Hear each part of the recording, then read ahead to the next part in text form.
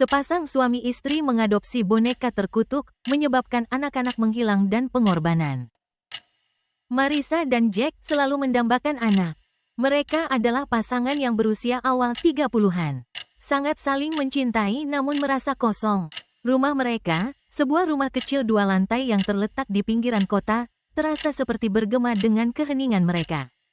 Kekurangan suara kecil dan tawa yang seharusnya dimiliki setiap keluarga. Setiap tahun, mereka mencoba dan gagal. Setiap tahun, harapan berubah menjadi kekecewaan. Dan mereka mulai bertanya-tanya apakah mereka akan pernah merasakan kebahagiaan menjadi orang tua. Suatu sore yang dingin di musim gugur, saat berjalan di jalan berbatu kota, mereka mendapati sebuah toko aneh. Toko itu terletak di antara 2 bangunan seperti sebuah relik yang terlupakan dari waktu yang telah lama berlalu. Tanda di atas pintu hanya bertuliskan, "Toko pembuat boneka." Jendela-jendelanya dipenuhi dengan boneka-boneka aneh, semuanya sangat mirip dengan manusia, dan sebagian besar tampak sudah tua.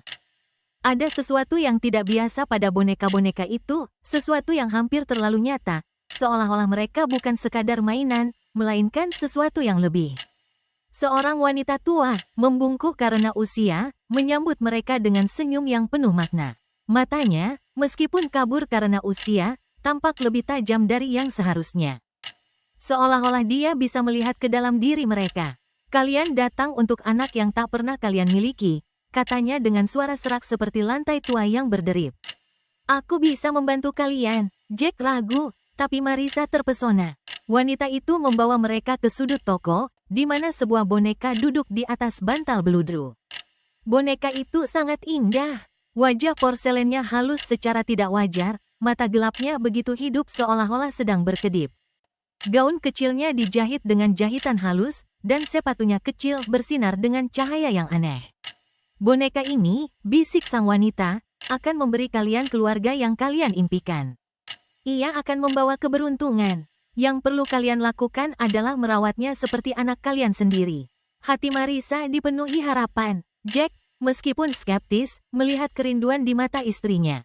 Mereka membayar wanita itu dan meninggalkan toko dengan boneka tersebut, tanpa menyadari bahwa mereka baru saja menandatangani takdir mereka.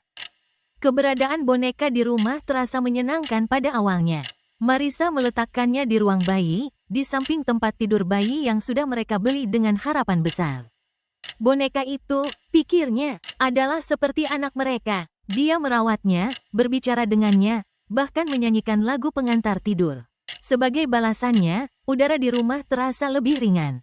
Seolah-olah ada sesuatu yang lama hilang akhirnya kembali. Namun, kemudian suara-suara aneh mulai terdengar. Itu dimulai dengan hal-hal kecil. Tengah malam, Marissa mendengar suara tawa pelan, lembut. Seperti suara anak-anak yang tertawa, hampir seperti boneka itu sendiri yang sedang tertawa. Ia duduk terjaga di tempat tidur, mendengarkan suara itu mengapung dari arah ruang bayi. Jack, yang selalu tidur nyenyak, tidak pernah mendengarnya. Ia mulai berpikir mungkin itu hanya imajinasinya.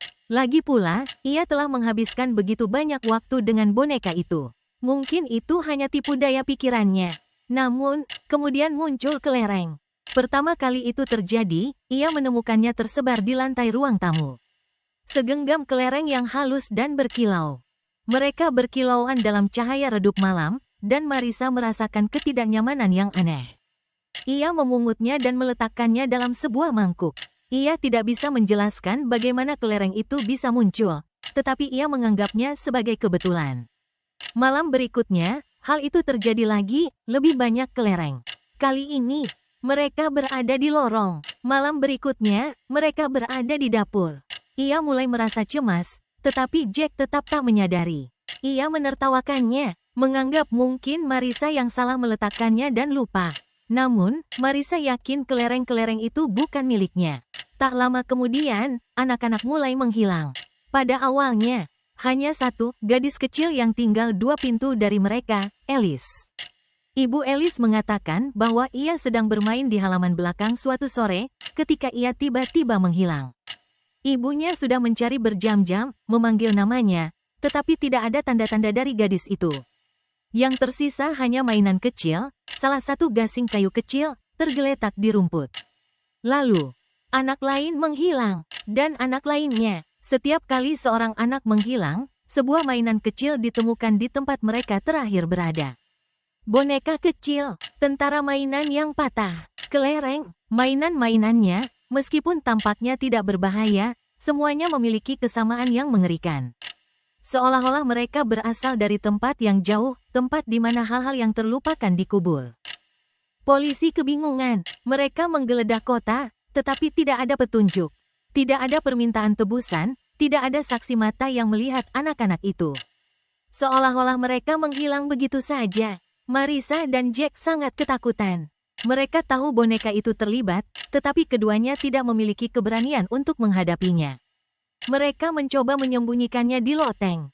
Tetapi ketika mereka kembali, boneka itu selalu kembali lagi ke ruang bayi, duduk di kursinya, memandang mereka. Dengan putus asa, Marissa dan Jack akhirnya mencari wanita misterius itu lagi. Ketika mereka tiba di toko, mereka menemukan toko itu lebih gelap dari sebelumnya. Rak-rak penuh dengan boneka-boneka berdebu, dan udara terasa tebal dengan kehadiran yang mengganggu. Wanita itu sudah menunggu mereka, matanya dingin dan kuno. "Kalian sudah melihatnya, bukan?" tanyanya dengan suara hampir berbisik. "Kutukan itu, boneka itu bukan sekadar mainan. Ia adalah wadah, penjara untuk roh-roh yang hilang. Semakin kalian mencintainya, semakin kuat ia. Dan ketika ia sudah cukup makan, ia akan mengambil kalian juga." Hati Marissa merosot. Apa maksudnya? Bagaimana kami bisa menghentikannya? Mata wanita itu semakin gelap. Kalian tidak bisa menghancurkannya. Kalian tidak bisa memutuskan kutukannya. Satu-satunya cara untuk membebaskan roh-roh itu adalah dengan mengorbankan diri kalian sendiri, memberikan kekuatan hidup kalian, agar boneka itu mengambil tempat kalian. Hanya dengan cara itu roh-roh itu akan dibebaskan. Boneka itu akan kosong. Jack pucat, suaranya gemetar. Apakah ada cara lain? Wanita itu menggelengkan kepala. Boneka itu memakan cinta. Semakin kalian mencintainya, semakin kuat ia menjadi. Tidak ada cara lain. Di rumah, boneka itu menunggu. Marissa dan Jack tahu apa yang harus dilakukan. Tetapi ketika mereka berdiri di depan boneka di ruang bayi, ia tampak hidup dengan cara yang belum pernah mereka lihat sebelumnya. Udara menjadi dingin, dan suara tawa anak-anak mulai mengisi ruangan. Mata boneka itu berkilau dengan rasa puas.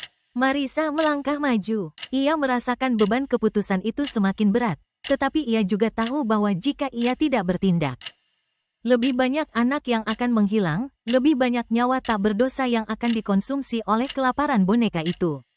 "Aku yang akan melakukannya," bisiknya, suaranya pecah. "Aku akan menyelamatkan mereka." Jack mencoba menghentikannya, tetapi sudah terlambat. Marissa meletakkan tangannya di kepala boneka itu, dan saat ia melakukannya, gelombang kegelapan yang dingin menyebar melalui tubuhnya. Mata boneka itu bersinar dengan kepuasan, dan tawa itu semakin keras. Dalam 1 detik, Marissa merasa kekuatan hidupnya menghilang. Energinya disedot ke dalam boneka. Ia menatap Jack untuk terakhir kalinya, air mata di matanya, dan berbisik, "Aku mencintaimu." Kemudian, ia menghilang. Bulan-bulan berlalu, dan rumah itu dijual kepada sebuah keluarga muda yang mencari awal yang baru. Mereka terkesima dengan ruang bayi yang indah, dan sang ayah menemukan boneka tua itu tersembunyi di sudut. Ia tampak begitu hidup, begitu sempurna, dan mereka memutuskan untuk menyimpannya sebagai kenang-kenangan bagi anak mereka yang baru lahir. Namun suatu malam, ketika sang ibu sedang menidurkan bayi, ia mendengar suara tawa pelan yang berasal dari ruang bayi.